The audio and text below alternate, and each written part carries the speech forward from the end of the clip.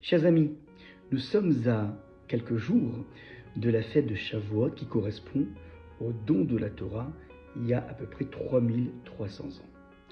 Or, cette fête semble souffrir de trois déficiences. La première déficience, c'est que cette fête n'est pas appelée par son nom. On l'appelle la fête de Shavuot alors qu'il aurait été beaucoup plus normal de l'appeler Chag Matan Torah, la fête du don de la Torah, puisque c'est l'événement essentiel qui marque cette fête, mais pas que, qui marque toute l'histoire du peuple juif.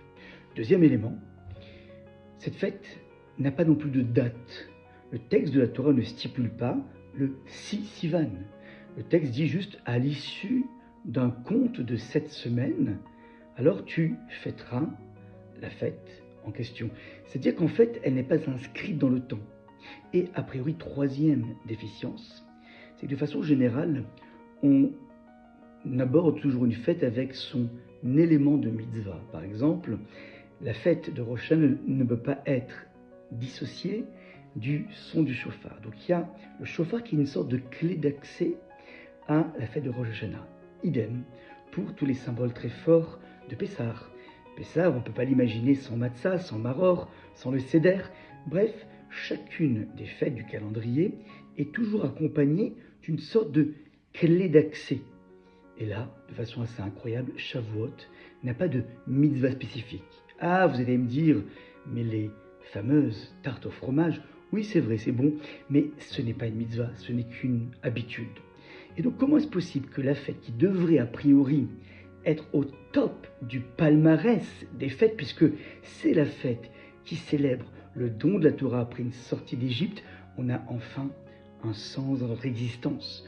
Comment est-ce possible que précisément cette fête souffre de ces trois éléments? Et un des éléments de réflexion que l'on peut avoir ici, c'est que justement, inscrire une chose dans le temps, c'est lui faire subir aussi l'effet du temps. Regardez le prix d'un hétrog avant Sukkot et le prix d'un hétrog le lendemain de Sukkot. Ça peut atteindre les $1000, puis ensuite ça ne vaut tout simplement rien. On n'en fera qu'une confiture. De même, lorsque nous donnons un nom à une fête, c'est-à-dire qu'on va traduire l'essence. Et en fait, l'essence du don de la Torah n'est pas le don de la Torah lui-même, ça, c'est la partie de Dieu. L'essence de la fête de Shavuot, c'est avant tout la préparation. Ce qui compte avant tout, c'est se préparer. Nous préparons l'ustensile, l'écrin par lequel nous allons recevoir la Torah. Ensuite, Hachem fait sa partie. Et enfin, donner une clé d'accès à Shavuot, une sorte de condition d'entrée, serait d'une certaine façon limiter l'accès à la Torah. En fait, la Torah ne demande pas de clé d'accès. Il n'y a pas besoin forcément de quelqu'un de très brillant pour commencer à étudier la Torah. Il n'y a pas besoin d'avoir une certaine catégorie socio-professionnelle.